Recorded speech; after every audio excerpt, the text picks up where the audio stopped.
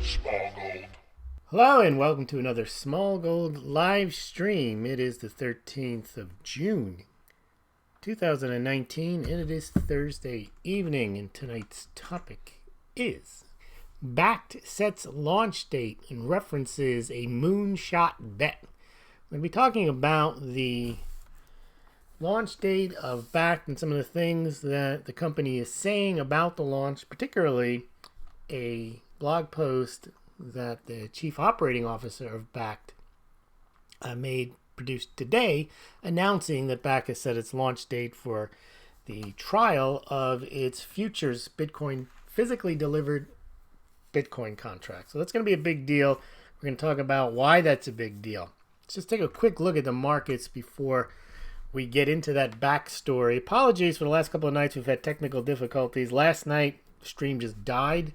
And the night before, YouTube had trouble site-wide allowing anyone to live stream. So definitely looking into other options, given that YouTube seems to be now just shutting people down indiscriminately without warning for hate speech.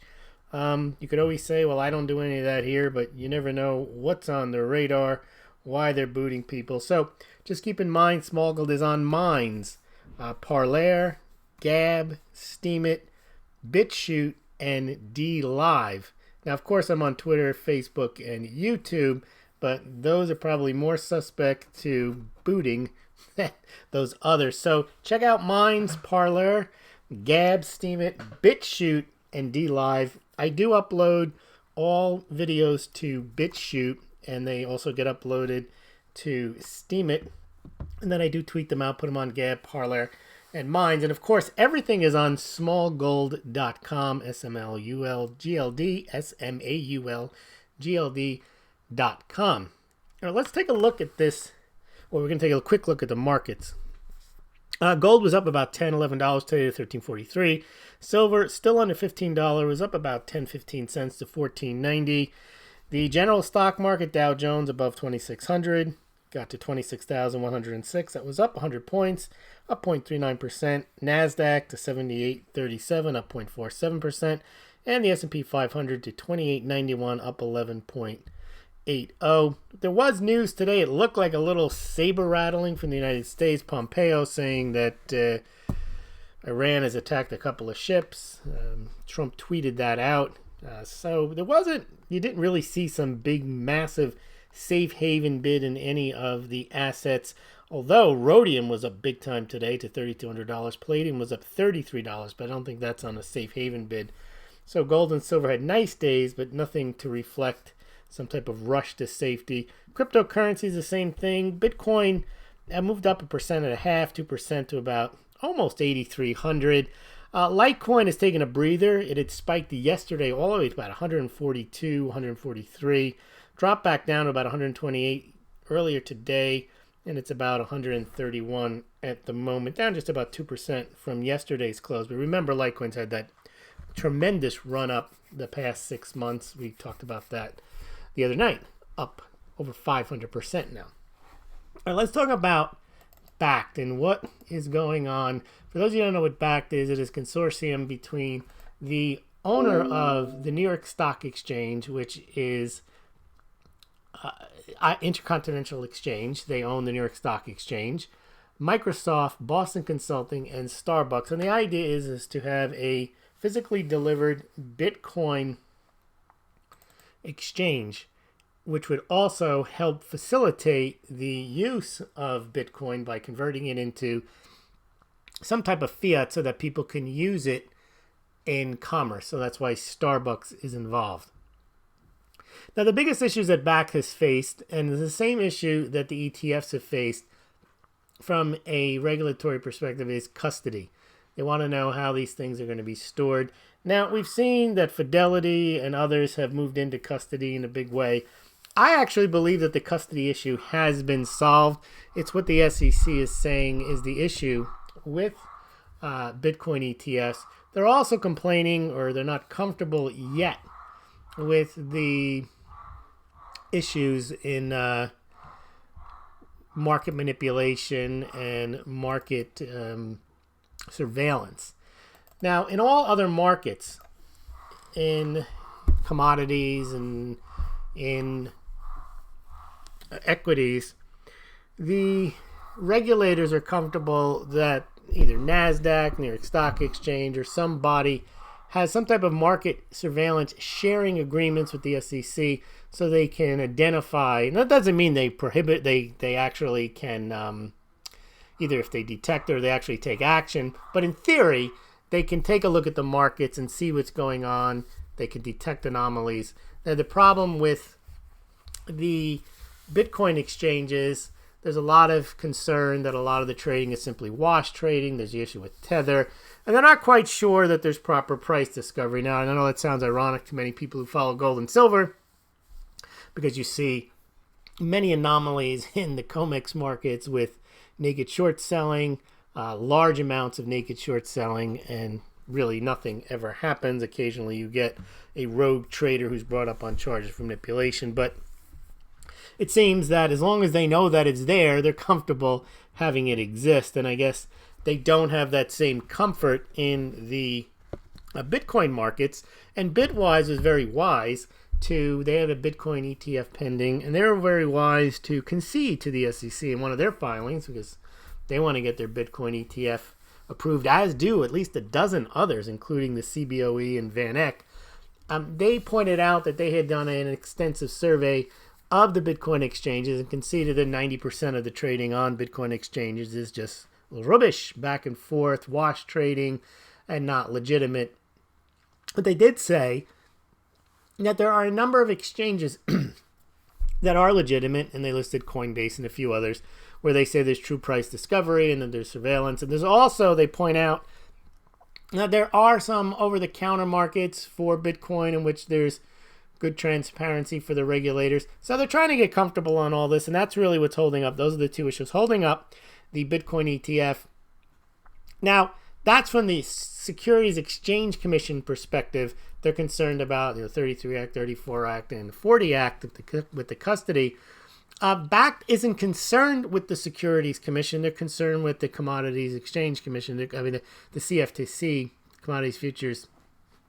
And their issue is not so much that they're issuing a security, because remember, the CME group, the one who is in charge of COMEX, who handles the gold and silver futures trading, they now do Bitcoin trading and have done so since December 2017. They have been approved by the CFTC to launch those futures. So this is the regulatory structure that Bakkt is facing, is the CFTC, because the SEC has ruled that Bitcoin is not a security, meaning it does not issue anything. There's no centralized company. People don't expect to make money from the efforts of other people like you do in a corporation and you issue share certificates. That would make it a security.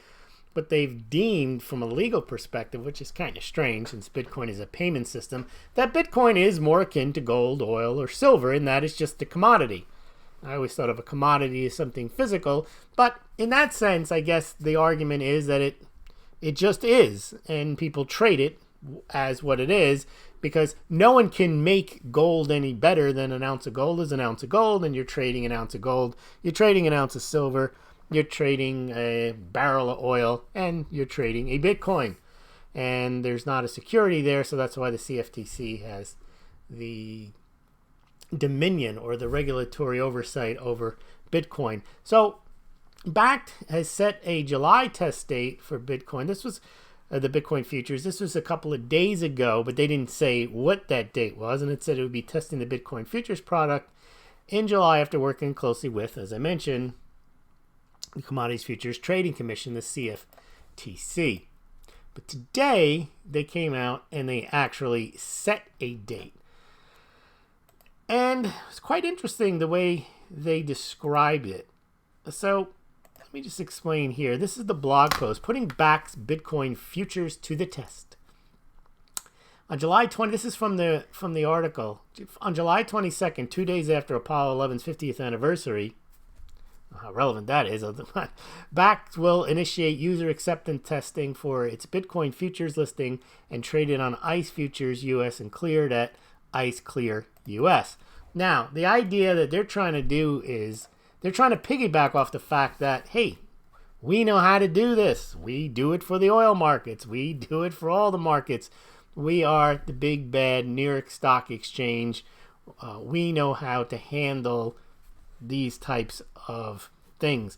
This is what I believe is also going to get the SEC comfortable when it comes time to Bitcoin ETF. I've been saying that probably they'll wait for Bakkt to be up and running, to have another exchange out there supposedly aiding in transparent price discovery before they approve a Bitcoin ETF. I really don't think the issue is the custody.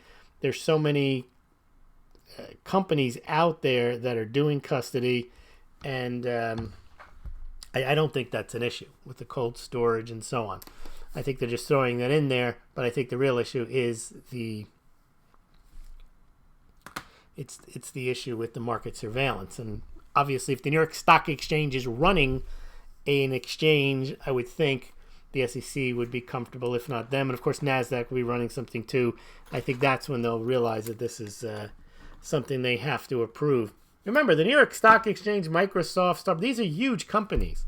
If they want to do this, it's up to, you think that government serves its citizens, and that's what a government is supposed to do. It's supposed to serve its citizens, protect its citizens, and we know that the more rich and powerful and the corporations can get government to serve their interests. If they want a regulatory framework from which to launch this Bakkt, my guess is, just given recent history and long-term history, they're going to get it.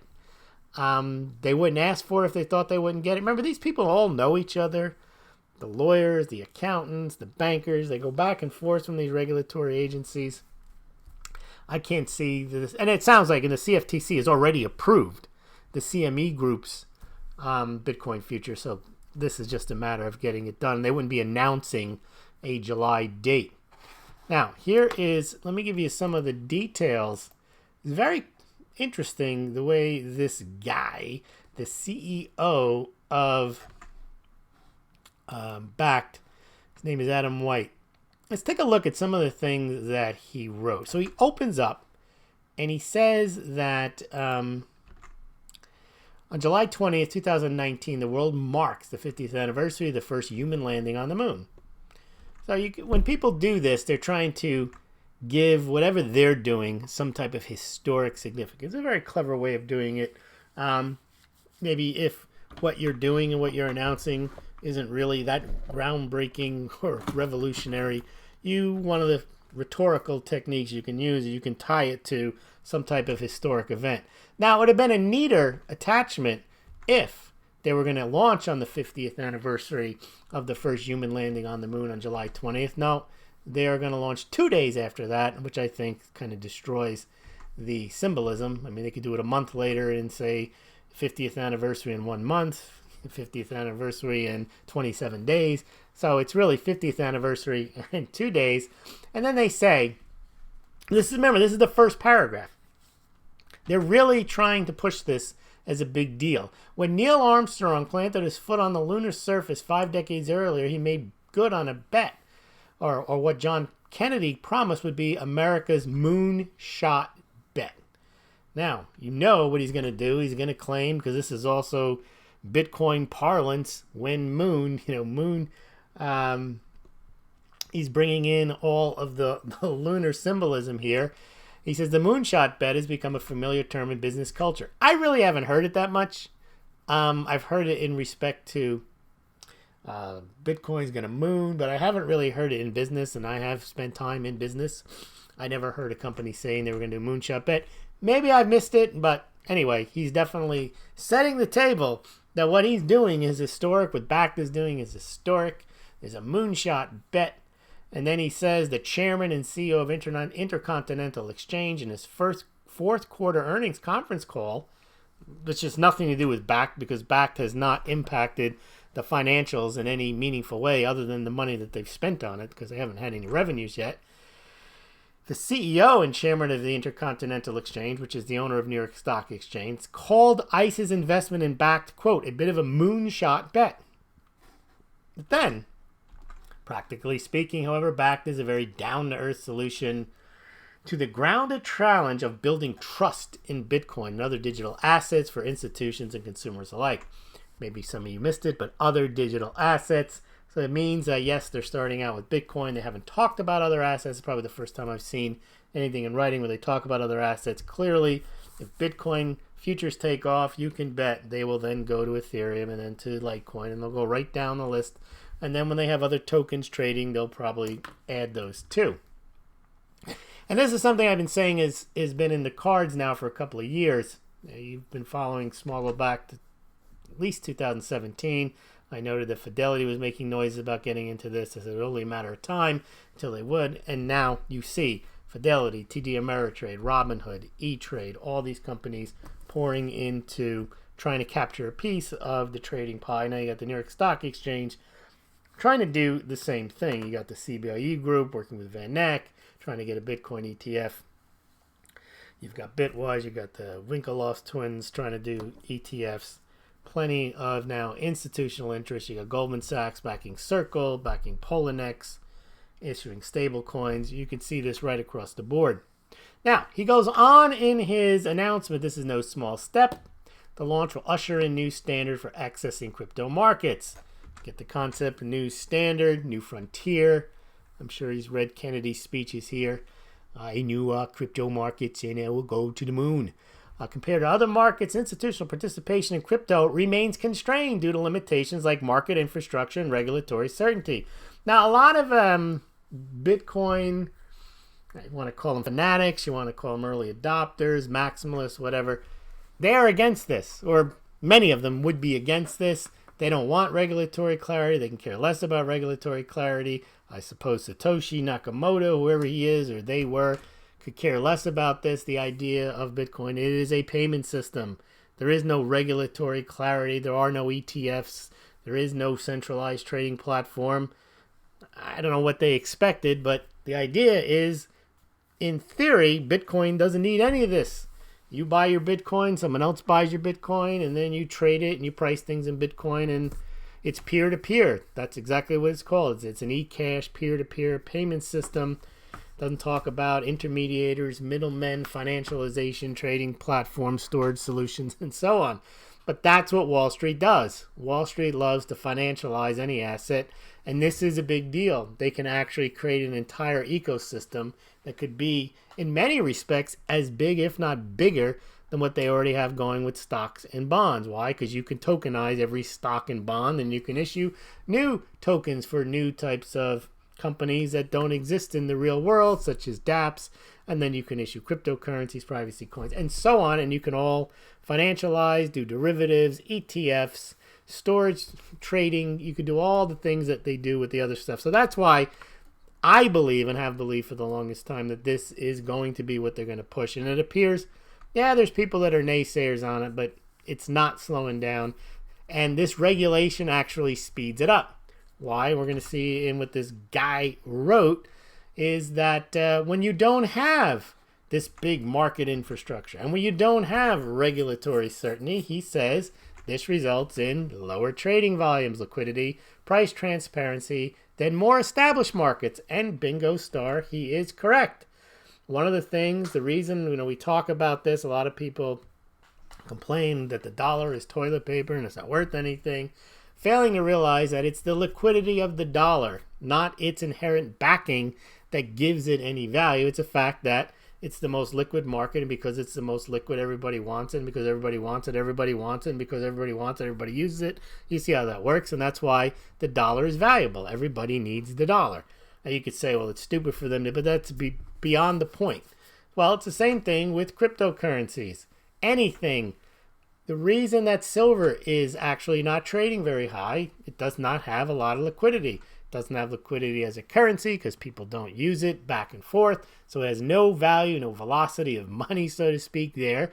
So its value is in digging it out of the ground and shipping it out to electronics manufacturers and to people who want to stack it. But again, low trading values, low liquidity.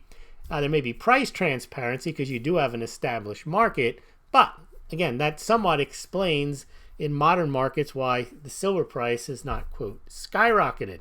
And the difference with the crypto markets, what he's saying here is that compared to other markets, institutional participation in crypto remains constrained. Now, that has not constrained the price.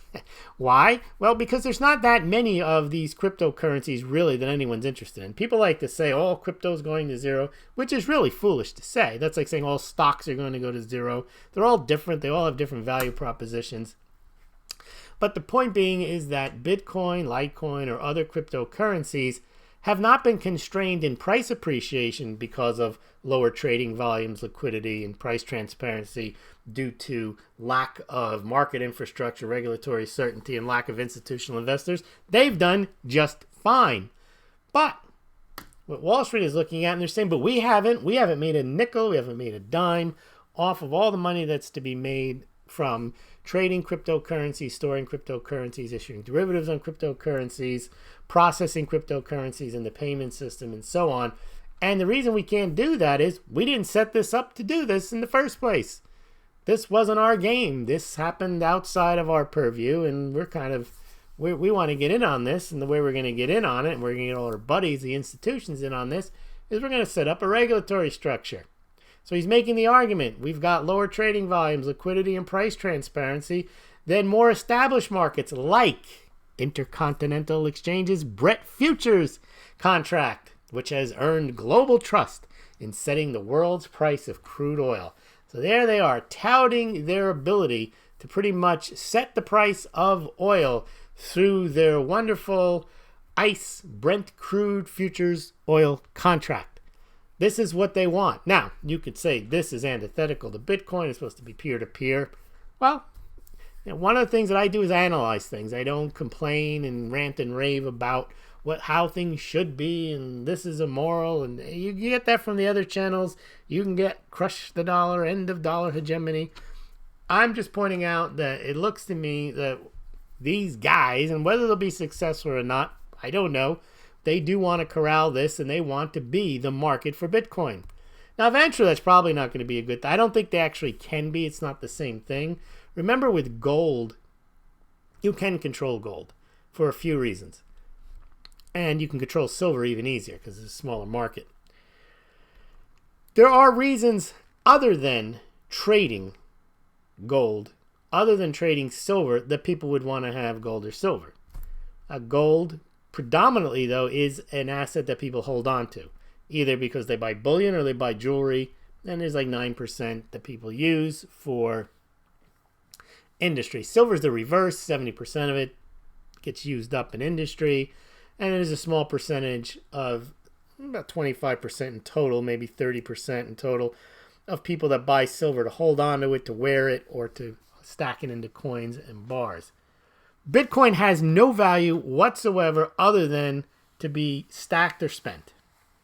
It's like it's not the same as gold or silver, in that gold and silver have other uses. It's more like a currency. There's no use to the dollar bills. There's no use to yen. There's no use to fiat currencies other than hoarding them or spending them. And in the case of most fiat currencies, hoarding them is not a good idea. You hoard them, you're going to lose value. Why? Because the central banks of all of these companies, all of these countries have policies that are inflationary. And they want to expand their money supplies. They're not looking to preserve the value of your currency. Now, the flip side is true in theory with Bitcoin. There's less and less Bitcoin coming to market, and eventually there won't be any more at all. It just ends, and there's no more Bitcoin at 21 million, no more Litecoin at 84 million. And then if any of it gets lost, it doesn't get replaced. So you have essentially a fixed and eventually shrinking supply of Bitcoin. So what does that mean then for their ability to control it? Well, it's harder because in gold, what happens is, in silver, the same thing. If the price rises, then the miners can mine more gold, they can mine more silver. If they manipulate the markets, you really can't say, well, that's great, I'll just buy up all the silver. The stockpiles are big. New silver comes onto the market, new gold comes onto the market. You really it's very difficult to buy yourself around manipulation. Whereas in cryptocurrency, I don't know if they're going to be able to do it the same way, because there's always going to be a certain amount of Bitcoin that is held outside of whatever the banks have, whatever the ETFs have. And there's not going to be much Bitcoin coming on the market due to mining constraints. I think if they wanted to control these markets, they would have been better served getting involved much earlier before all these. We're at really the next two halvings, the one with Litecoin and Bitcoin.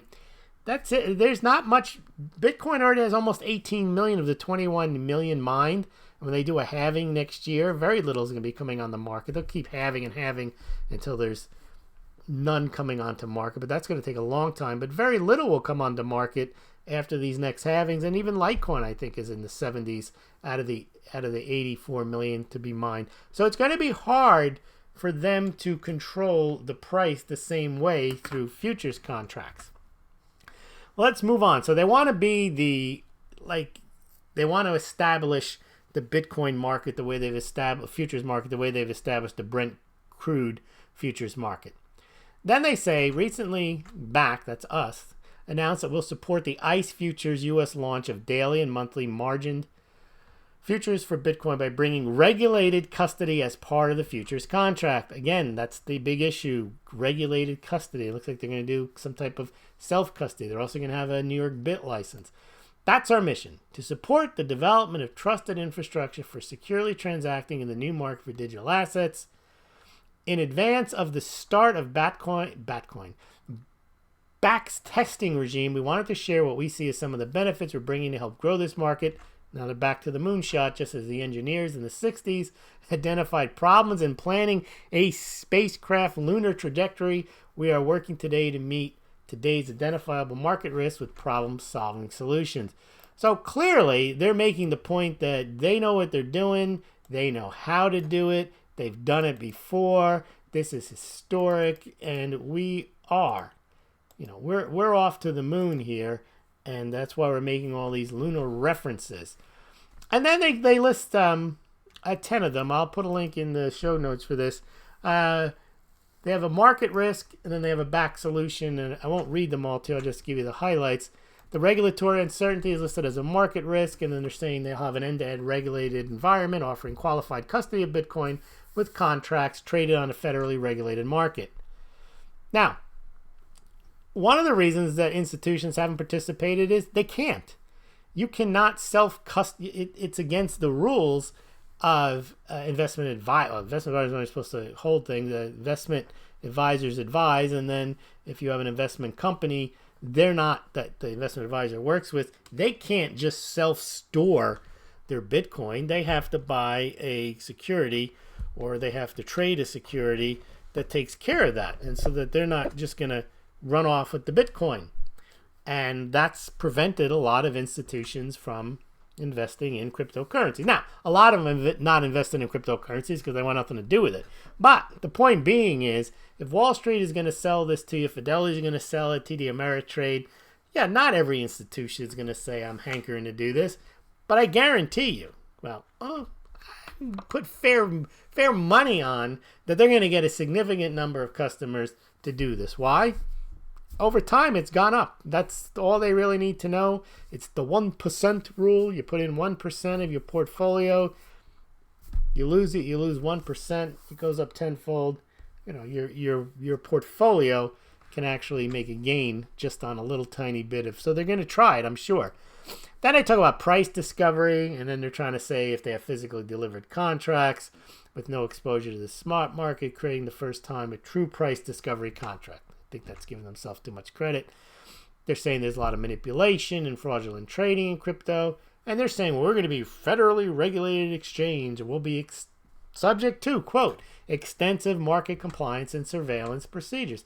And they're right. I mean, New York Stock Exchange, they're probably, if anyone is going to, if any entity is going to give the SEC comfort that a crypto exchange is being run with the proper, or what they think are the proper compliance and surveillance procedures, it's going to be the New York Stock Exchange. So they go on about how they'll have all of that in place.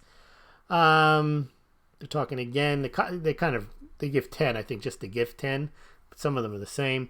Counterparty risk, lack of standards for surveilling and screening crypto assets. We really already covered that, talking about extensive screening to ensure Bitcoin and market participants are not affiliated with unlawful activities. That's the other thing. A lot of institutions, they don't really pay much attention to Bitcoin, man in the street type of thing. They say, well, Bitcoin it's for money laundering, it's for drug buying, it has no purpose. Yeah, well, that all changes when the New York Stock Exchange and the CME Group have these institutional products. Do you have full regulatory clarity? Now they're willing to invest in it. They don't want. It's the same with marijuana stocks. You put them on a publicly traded company, it's not as big of a deal as a dope peddler. I mean, it's the same thing, but it's not the same thing. It's semantics, but the law does matter. All right, so they go through this about flash crashes, and anyway, they're just trying to say how they will make the market with the Bakkt solution. Now, along with these problem-solving solutions, they say, that are new to digital asset markets, Bakkt also brings all the other features that institutions would expect. This is rolling out the red carpet for the institutions to get comfortable with crypto investing in a versatile and broadly accessible market, including block trades, a fee holiday through the end of the year to encourage trading. Reminds me of what the CME Group has. They have this special discount for central banks who want to trade futures. I love that one. Market maker incentive programs to encourage liquid markets and integrations with ISVs and regulated brokerage platforms. None of this work is easy, fast, or without considerable cost. That said, we believe it will be worth the effort. Now, this isn't some type of idealism, but they're going to start talking about John Kennedy and this momentous, against the backdrop of a momentous anniversary of human ambition. Okay, think about what he just said. That said, we believe it'll be worth the effort. Yeah, because they're going to make money doing it. This isn't some type of save the world human achievement. They're trying to compare what Bakkt is doing by launching a Bitcoin futures contract at the same level as a human endeavor of landing a man on the moon. I mean, it says here, against the backdrop of a momentous anniversary of human ambition, we're reminded of President Kennedy's message to the joint session of Congress on May 25th, 1961, when he said, this nation should commit itself to achieving the goal before this decade is out of landing a man on the moon and returning him safely to Earth. Yeah, that's what Bakkt is doing right now, and NASA didn't flinch from its challenge, says our CEO of Bakkt. Then he says, Bakkt may be a form of a moonshot, but it's grounded in an earthbound endeavor, which we bring to this endeavor to support the future of finance and the adoption of blockchain technology. In its own way, Bakkt's efforts to help institutions launch safely into this market is the right stuff for the future. Okay. Get ready to trade Bakkt Bitcoin USD daily and monthly futures by contacting us at sales@bakkt.com. So they are giving this an historic send-off. And it's going to start in July. And actually, I think if it does get off the ground, literally, figuratively, I think the idea of a moonshot is, it really could be a big deal and have a ripple effect throughout the whole crypto. I think this is a much bigger deal than Facebook coin. Facebook coin, I don't think they can wrap themselves in the flag or wrap themselves in saving humanity. I mean, they're basically issuing a SDR coin, and with all the issues that Facebook has with privacy, I call it spy coin. With all the issues they have with snooping on you, I doubt people will be rushing out to get it, and I'm not sure what the purpose of it is. But I digress. Let's see what you guys are thinking. We're way behind on the news. We've got a lot of news to catch up on Durham and Barr. We've got gold and silver. But thankfully, we have Friday Night Crypto tomorrow with Smaulgld, Saturday Night Silver with Smaulgld on Saturday, and Solid Gold Sunday. So I hope to catch up on all of that. And then hopefully next week everything works out. We'll get back to a little bit more news. All right, let's see what you guys are saying in the comments. And on this Bakkt launch, which it looks like it is going to happen. There were people thinking it wasn't going to happen. but I think it's on its way. So I'm going to head over to the comments and see what y'all are saying. Where am I here? I gotta get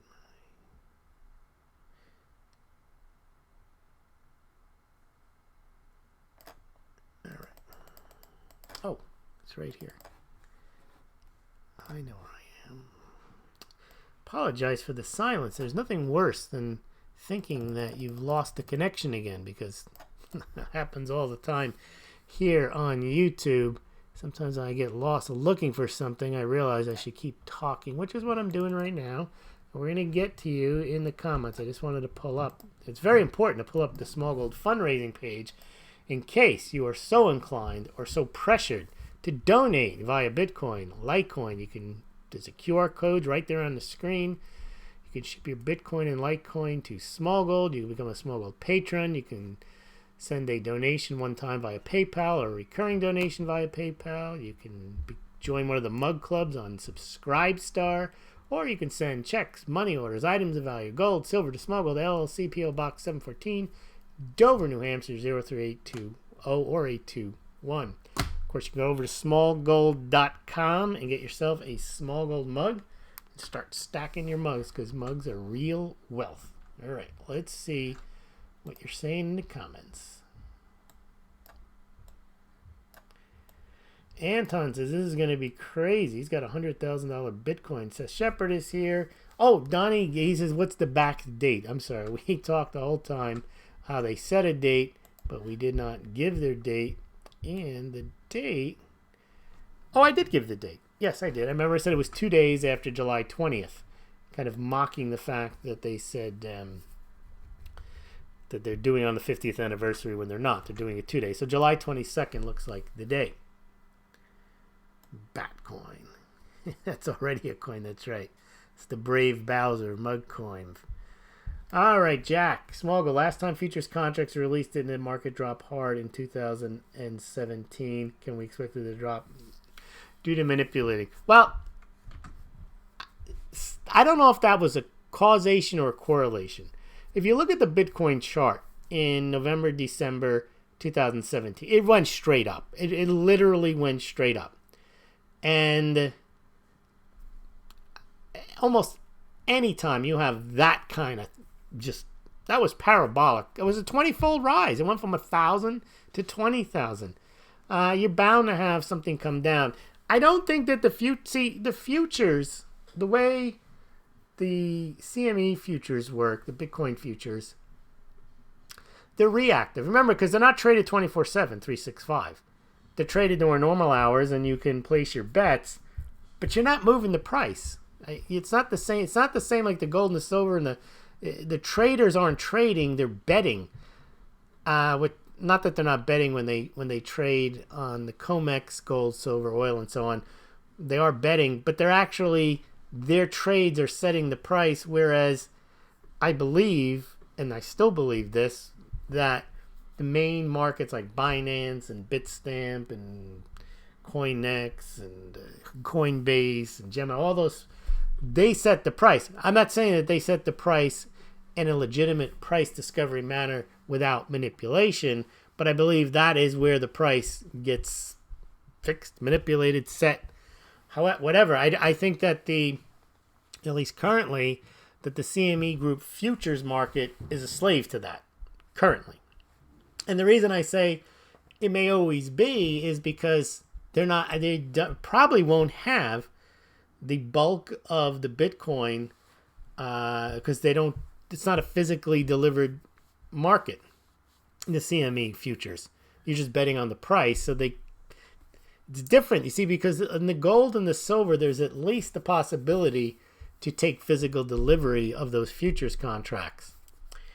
But the CME Group futures contract doesn't have that. Now, this is what Bakkt is supposed to have. Now, how much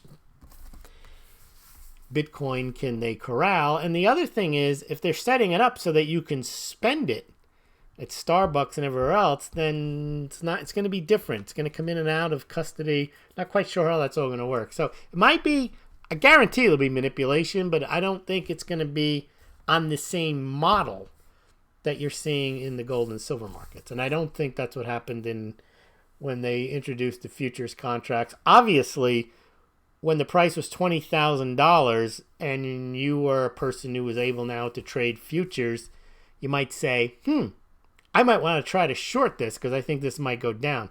Not, in retrospect, not a bad bet. I mean, if you go from 1,000 to 20,000, chances are, do you think it's going to go straight to 50,000 or it's going to come down? But I don't think there was any short squeeze or any.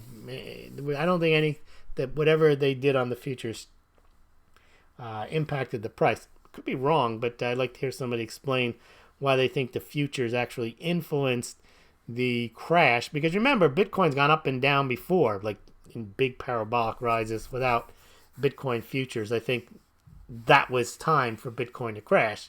It had gone from 1,000 to 20,000 in a year. All right. Oh, Ken Singa, Smaulgld, nice Silver Doctors interview. Keep touring other people's channels. Well, thank you. I like doing them. I just don't get called very often from Silver Doctors. I do once in a while. SGT report I do once in a while. I used to do X22 report a bit more. I guess people, if they ask for me, I'm sure it'll bring me. But I don't troll. I don't approach them and ask. I used to do some stuff with Silver Fortune. He's been on my channel. Wealth Watchman, Salivate Metal. I used to go on Jason's show a lot. I haven't done that lately. Jason's Wall Street from Main Street. Trying to think if there's any others. I think that's about it. They're all on this. Most of them. I don't have the Silver Doctors on the Smaulgld playlist, but I do have most of the others. Also, I've been on Future Money Trends and a couple of others. All right. Have you ever been asked by other metals channels to collude in selling metals? I don't mean by collude. I have affiliate links. If you want to buy gold or silver, I do have the affiliate links for SD Bullion, Money Metals Exchange, and Golden Eagle Coins, and I make a little commission off of that if you do buy there. There's no extra charge. They just pay me a little money for driving the business their way. So that does help. It's not investment advice to buy gold or silver, but if you've done your research or whatever you need to do to make your decision, then please click on those links and buy your gold and silver through Smaulgld, or again, help the site out. Hold up that phone, get that QR code going, and send it out. The good news, someone sent me a Bitcoin, not a Bitcoin, no. They sent me a Litecoin, which is very nice, and a full Litecoin. I've also received partial Litecoins, and I used to receive partial Bitcoins like 0.025. Now you think, well, that's not that much, and it wasn't. It was like $20 back then when I used to get them, and I converted them straight into Coinbase Cash, so I didn't make that much. But I think that price, if I had kept those, I think I was getting 0.0. I was asking for 0.025 as a donation, and how much is that? If it's $8,200, that's like getting $205, which was when the price was 10 times lower. And if I had kept on to them, I'd probably have like a quarter of a Bitcoin at least, because I got like 3 or maybe 4 or 5 donations. People were happy to send you Bitcoin back then. They thought they were like getting you into it. It's like, okay, send it to me. And you weren't going to. My idea was, you're not getting me into anything because it's going straight into cash as soon as it hits the account. But should have known better. Anyway, thank you very much, everyone. Let's see if there's any other questions or comment. Otherwise, we're going to turn it over to Bernie, and then we'll see you tomorrow night. Friday night crypto with Smaulgld, Saturday night silver with Smaulgld, and solid gold Sunday with Smaulgld. So you got a full weekend of crypto, silver, and gold. All right, Bernie, give us the countdown. All right, so we're going to count down to 10, and I've learned how to do it without interrupting myself and complaining about Donald Trump and the Republic. You're doing it again, Bernie. Just the countdown. Okay, so 10, 9, 8, 7, 6, 5, 4, 3, 2, 1%, 0. Have a good night. Have a good night, Bernie, and have a good night, everyone.